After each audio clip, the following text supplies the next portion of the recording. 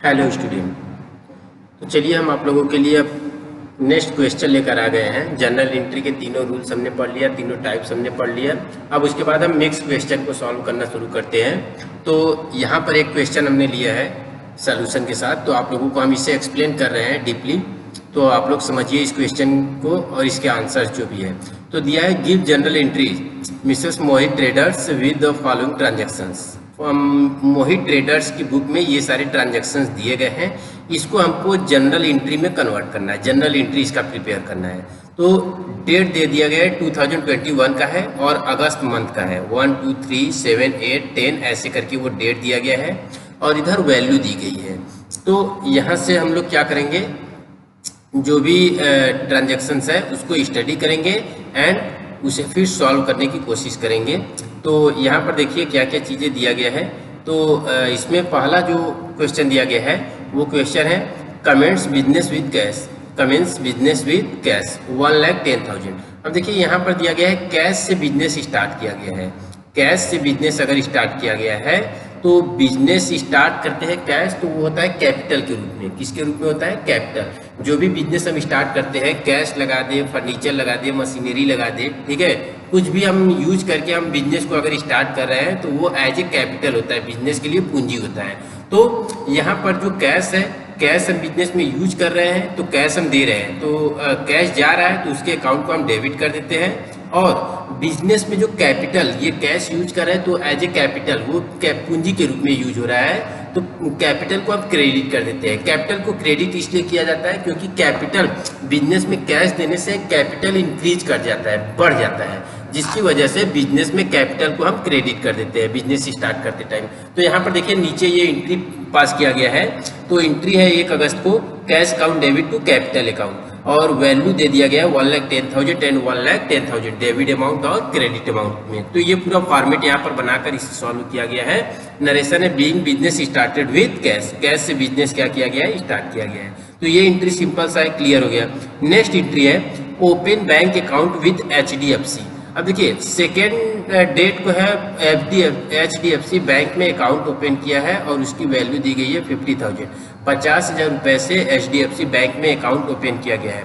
तो देखिए अगर HDFC बैंक में अकाउंट ओपन किया गया है तो मीन्स कि बैंक में पैसा डिपॉजिट किया गया होगा 50,000, तो बैंक रिसीव कर रहा है। अगर बैंक रिसीव कर रहा है तो जो पर्सनल अकाउंट के रूल्स के अकॉर्डिंग रिसीवर के अकाउंट को हम डेबिट कर देते हैं। तो यहाँ पर HDFC बैंक जो है पैसा रिसीव कर रहा है तो उसके अकाउंट को हम डेबिट कर देंगे। तो यहाँ पर देखिए बैंक HDFC बैंक अकाउंट को डेबिट किया गया है और कैश दे रहे हैं हम, तो कैश को क्रेडिट कर देंगे। तो एंट्री हो गया HDFC bank account debit to cash account, और नरेशन हो जाएगा बीइंग बैंक अकाउंट ओपन। तो ये हमारा एंट्री हो गया सेकेंड एंट्री, जिसमें बैंक अकाउंट ओपन किया गया था।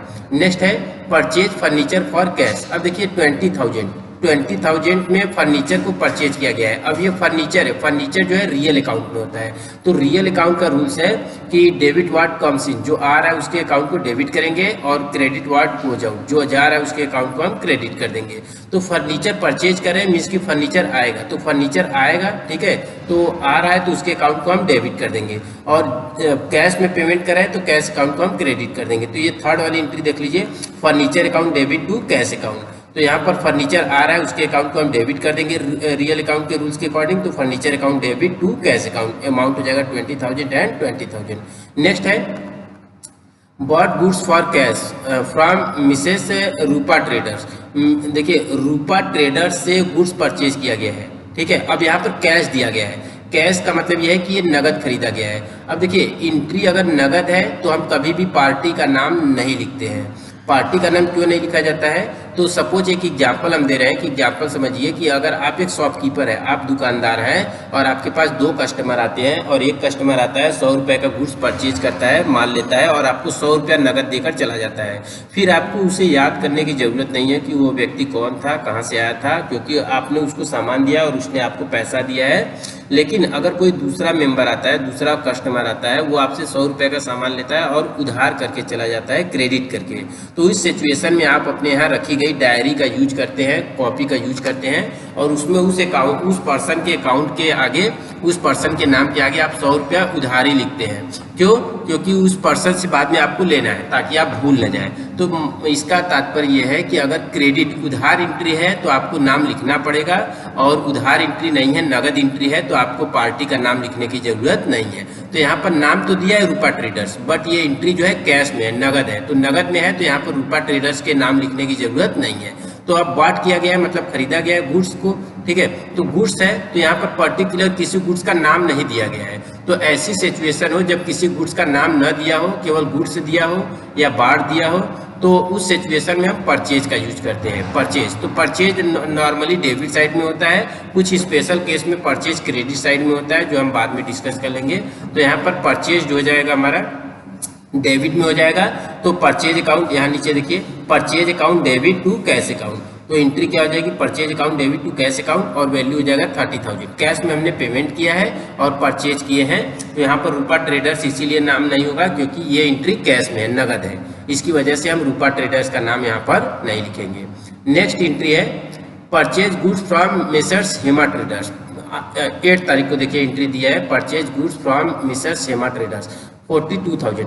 अब देखिए यहाँ पर हेमा ट्रेडर्स से गुड्स परचेज किया गया है, बट कैश नहीं है। इस एंट्री में कहीं कैश नहीं दिया गया है। Purchase goods from messrs Hema traders दिया गया है, बट इसमें कहीं भी कैश नहीं दिया गया है। इसका मतलब ये एंट्री उधारी है, क्रेडिट है। तो क्रेडिट है, उधार है, तो इसमें हम पार्टी का नाम लिखेंगे। तो जहाँ पर हम कैश लिख रहे थे नगद की कंडीशन में, वहाँ पर अब हम क्रेडिट रहेगा, तो क्रेडिट में इस पार्टी का नाम लिखेंगे कैश की जगह पर। तो परचेज किया है तो परचेज डेबिट हो जाएगा, क्योंकि गुड्स परचेज किया है, कोई नाम नहीं दिया है, तो परचेज को हम डेबिट कर देंगे। तो परचेज अकाउंट डेबिट टू जिससे परचेज किया है, कैश की जगह पर हम इसका नाम लिख देंगे। तो यहाँ नीचे देखिए एंट्री परचेज अकाउंट डेबिट 8 अगस्त को, purchase account debit to Mrs Hema traders, ठीक है, और वैल्यू हो जाएगा 42,000। तो हेमा ट्रेडर्स को यहाँ पर नाम लिखा गया है, क्यों? क्योंकि ये एंट्री क्रेडिट है, उधार है, और परचेज को डेबिट किया गया है क्योंकि परचेज किया गया था। नेक्स्ट एंट्री है सोल्ड गुड्स फॉर कैश 10 अगस्त को, ठीक है।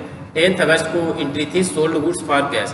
नगद में गुड्स को क्या किया है? सोल्ड किया है, नगद में माल बेचा है, वैल्यू है 30,000, 30,000 रुपए। अब देखिए सेल्स है, सेल्ड है तो ये हमेशा क्रेडिट होता है, sales is always credit, sales हमेशा क्रेडिट होगा। तो गुड्स को सोल्ड किया गया है, नगद माल बेचा है, ठीक है। तो ऐसी सिचुएशन में सोल्ड गुड्स फॉर कैश, तो सोल्ड जो है, सेल्स जो है हमेशा क्रेडिट रहेगा, तो सेल्स को हम क्रेडिट कर देंगे, और जो कैश है कैश को हम डेबिट कर देंगे। तो एंट्री क्या हो जाएगा? Cash account debit to sales account. तो सेल्स हमेशा क्रेडिट रहेगा और नगद बेचा है तो कैश को डेबिट कर देंगे। तो एंट्री हो जाएगी cash account debit to sales account 30,000। In narration हो जाएगा being goods sold for cash. ये तो हो गया कैश सोल्ड करने के लिए।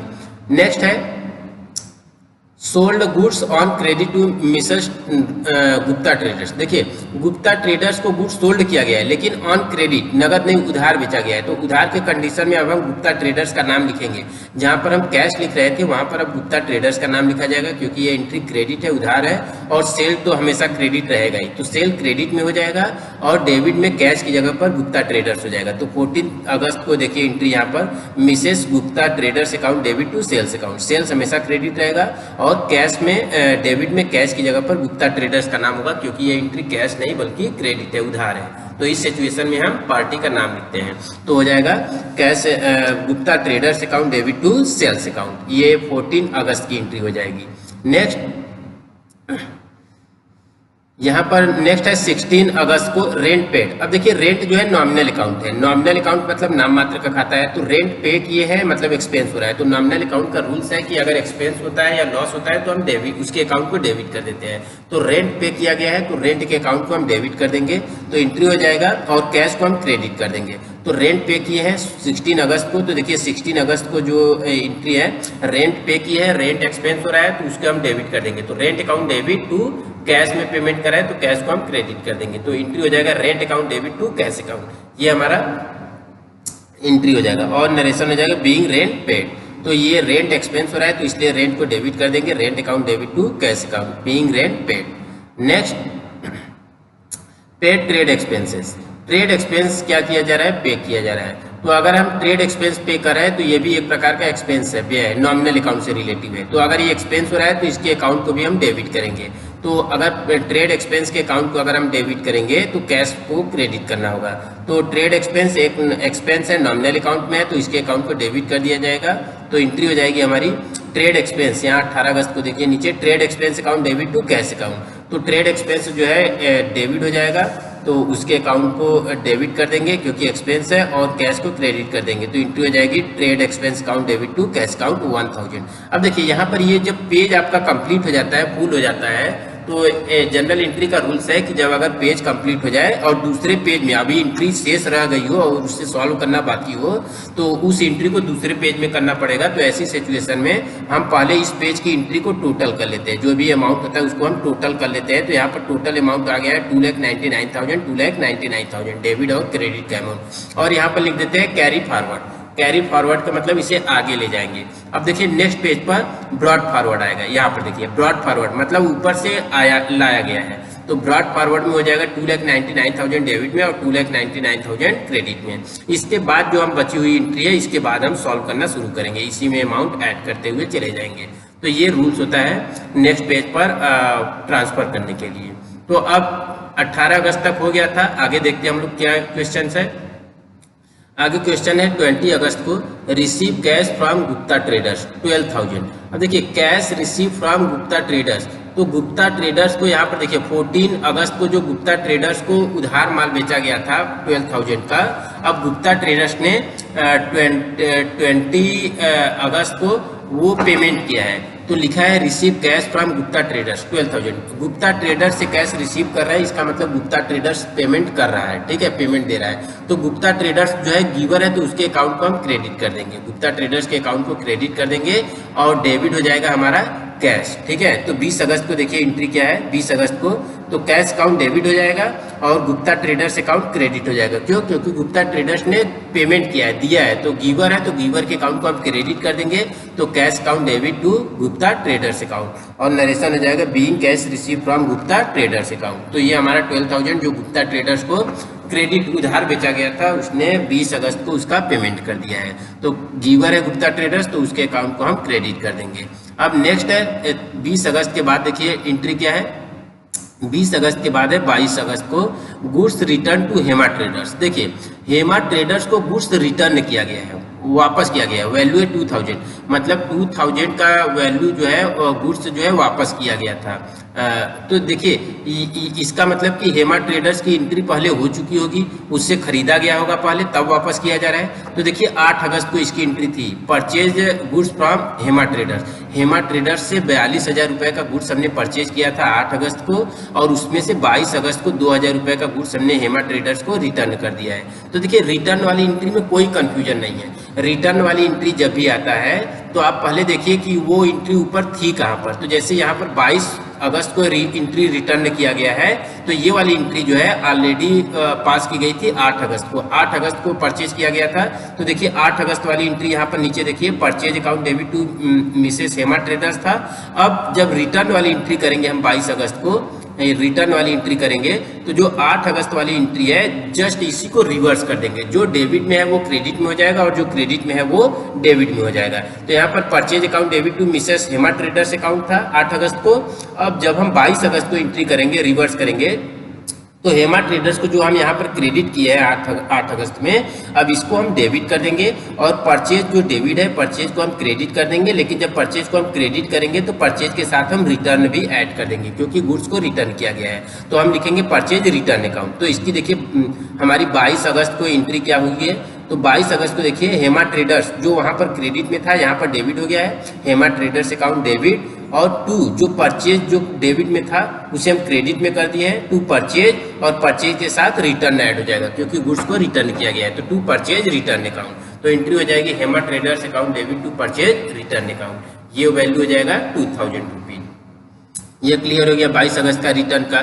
तो रिटर्न वाली एंट्री में कोई कंफ्यूजन नहीं है। अगर रिटर्न वाली एंट्री आती है तो पहले देखिए ऊपर जाकर कि वो एंट्री थी कहाँ पर, जो एंट्री है उस एंट्री को बस आप रिवर्स कर दीजिए रिटर्न ऐड करके, वो एंट्री रिवर्स हो जाएगी और ये कंप्लीट हो जाएगा। नेक्स्ट है 23 अगस्त को cash paid to Hema traders. Cash paid to Hema traders है 23 अगस्त को, और वैल्यू दिया गया है 40,000, 40,000 रुपये। Cash paid to Hema traders है, वैल्यू दिया गया है 40,000, और इसका जो ये देखिए हेमा ट्रेडर्स को कैश पे किए हैं, हेमा ट्रेडर्स को कैश पे किया गया है 40,000। अब यहाँ पर हेमा ट्रेडर्स से पहले हमने परचेज किया था 42,000 का, फिर हेमा ट्रेडर्स को हमने रिटर्न किया था 2,000 का, तो हेमा ट्रेडर्स को 40,000 रुपये पे करना था और यहाँ पर पे किया गया है 40,000 रुपये कैश पे टू हेमा ट्रेडर्स और वैल्यू दिया गया है 40,000, 40,000 रुपये। तो इस सिचुएशन में हम एंट्री क्या करेंगे, अब हेमा ट्रेडर्स को पे कर रहे हैं तो हेमा ट्रेडर्स रिसीव कर रही है तो इसके अकाउंट को हम डेबिट कर देंगे क्योंकि ये क्या हो रहा है, रिसीव हो रहा है और रिसीव कर रहा है, और कैश को हम क्रेडिट कर देंगे। तो 23 अगस्त की एंट्री देखिए, 23 अगस्त में Hema traders account debit to cash account, यहाँ पर हेमा ट्रेडर्स अकाउंट को डेबिट किया गया है, ठीक है, क्योंकि ये जो है कि डेबिट का अमाउंट है, Hema traders account debit to cash account, cash को हमने क्या किया है, क्रेडिट कर दिया गया है। हेमा ट्रेडर्स जो है डेबिट किया गया है क्योंकि हेमा ट्रेडर जो है अमाउंट रिसीव कर रही है, तो रिसीवर को हम डेबिट कर देते हैं पर्सनल अकाउंट के रूल्स के अकॉर्डिंग। अब नेक्स्ट एंट्री देखिए, नेक्स्ट एंट्री है बॉट पोस्टेज स्टाम्प। देखिए पोस्टेज स्टाम्प को अगर हमने परचेज किया गया है, ठीक है, तो पोस्टेज स्टाम्प को अगर हम परचेज किए हैं तो लास्ट में देखिए इसकी एंट्री की गई है। पोस्टेज स्टाम्प को अगर हम परचेज कर रहे हैं तो कैश में पेमेंट कर रहे हैं, तो कैश को हम पेमेंट कर रहे हैं, कैश को क्रेडिट कर देंगे, और पोस्टेज स्टाम्प जो है खरीद रहे हैं वो आ रहा है हमारे बिजनेस में तो उसको डेबिट कर देंगे। तो एंट्री हो जाएगी postage stamp account debit to cash account. अब लास्ट एंट्री जो बचा है, last entry paid salary to Rishabh. देखिए यहाँ पर पेड सैलरी टू ऋषभ है 4,000। अब ऋषभ को सैलरी पे किया गया है तो यहाँ पर नाम दिया है, बट हम एंट्री में नाम नहीं लिखेंगे। क्यों? क्योंकि एंट्री में नाम तब लिखा जाता है जब एंट्री क्रेडिट हो, उधार हो। बट यहाँ पर सैलरी अगर हम पेड कर रहे हैं तो सैलरी तो नगद ही पे कर रहे होंगे, तो इसका मतलब यह है कि इस एंट्री में ऋषभ का नाम नहीं आएगा।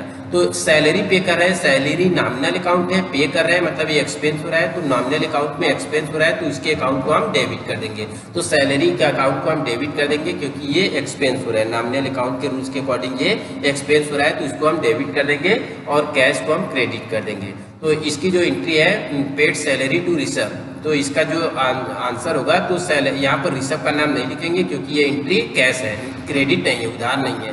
तो यहाँ पर सैलरी पे किया गया है तो सैलरी के अकाउंट को हम डेबिट कर देंगे क्योंकि एक्सपेंस है, तो salary account debit to cash, तो कैश अकाउंट को यहाँ पर हम क्या कर देंगे, क्रेडिट कर देंगे। तो एंट्री हो गई salary account debit to cash account. अब ये हमारी सारी एंट्री कंप्लीट हो गई। अब हम टोटल कर लेंगे जो भी जनरल एंट्री था, तो 2,99,000 ऊपर था और उसमें इन सभी आइटम्स को हम क्या कर लेंगे, ऐड कर लेंगे जो अमाउंट है।